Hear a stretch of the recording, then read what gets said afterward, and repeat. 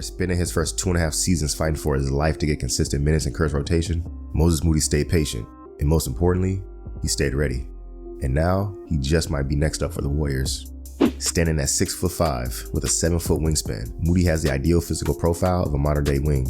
In the last 4 games Moody has started since Wiggins has been away from the team, Moses is averaging 12 points, 4 rebounds, 1.3 steals, shooting 50% from the field on 19 of 38 field goals, 40% from 3 on 8 of 20 makes, in 25 minutes per game, to go along with what's been locked down defense. Moody's a legit two-way wing now. His 3-point shooting and tough shot making has always been there, and we know he has the physical tools to theoretically be a good defender. But now he's finally putting it all together on the defensive end. In his first 2 seasons, Moody's lateral quickness looked a little suspect. He struggled to keep his matchup in front of him. You can attribute that to a lot of things, but here's Steve Kerr's perspective on why Moody improved defensively. How is Moses different maybe now than, when he was a rookie? Well, I think he knows the league better. He understands personnel. He understands angles and how to guard people on the ball, off the ball, all that stuff.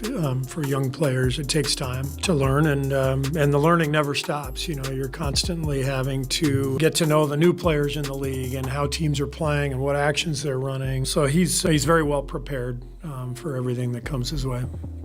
Besides what Kerr mentioned, in my opinion, another factor in Moody's improvement defensively is that now he has a better feel for the level of athleticism in the NBA. He has a better understanding of how much space he can see defensively, and leveraging his freakish 7-foot wingspan to recover, close out, and contest. The longer your wingspan, the more leeway you have defensively to concede distance between you and the opponent. When guarding a player like Jalen Brunson, for example, he's smaller and quicker, so he's a threat to blow by Moody if he plays up too much. Because of his length advantage at 6'5" with a 7-foot wingspan versus Brunson, who's 6'1", he can afford to concede a little space.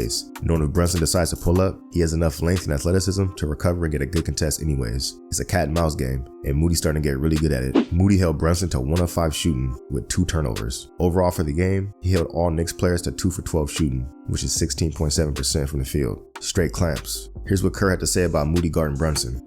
I thought he did a great job of defending him without fouling, just trying to make things difficult. Jalen's such a great player, and he's able to get wherever he wants generally, and so crafty in the lane. And I thought Moses just did a great job of just making it as difficult as possible, without fouling, forcing him into some tough shots. Moses did a good job using his length and his size just to try to stay in front of him, in between him and the basket, and he did a great job of that.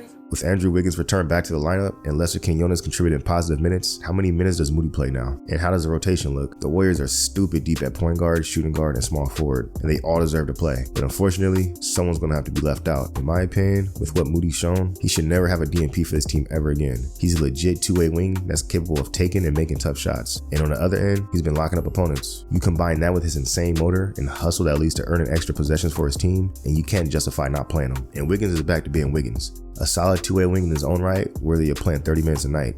I think one way to find more minutes for Moody is by not playing Dario.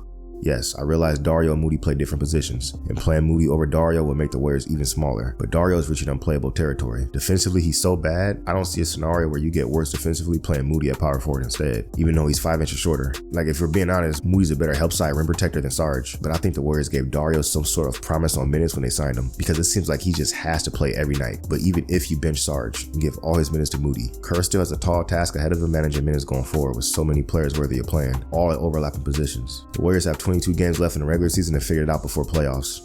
So now I ask, what's Moody's ceiling?